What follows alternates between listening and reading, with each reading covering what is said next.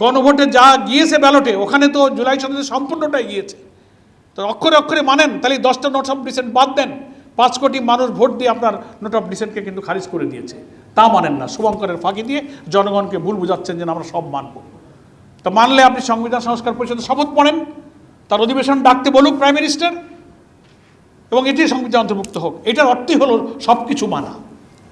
এটা ওনারা করবেন না। এই সংকট বিএনপিকেই সমাধান করতে হবে, এবং আমরা মনে করি আমাদের বিরোধী দলীয় নেতা এবং বিরোধী দলের চিফ হুইপ পরিষ্কার করে বলেছেন, আমরা দায়িত্বশীল এবং গঠনমূলক বিরোধী দলের ভূমিকা পালন করে আমরা সরকারকে সহযোগিতা করতে চাই।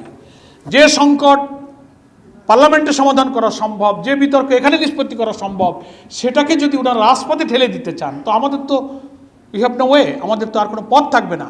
জনগণ আমাদেরকে রায় দিয়েছে, জুলাই সনদে গণভোটে তারা সম্মতি দিয়েছে, পার্লামেন্টে ভোট দিয়েছে। We are committed to the people, আমরা জনগণের কাছে প্রতিশ্রুতিবদ্ধ। আমরা যদি সরকারি দলের সংখ্যাগরিষ্ঠতার কাছে যদি জনরায় তুচ্ছ হয়, গৌণ হয়, উপেক্ষিত হয়, তাহলে আমাদের আর কোনো পথ নেই। আমাদের যে জনগণ রায় দিয়েছে, আমাদের সেই জনগণের কাছেই যেতে হবে।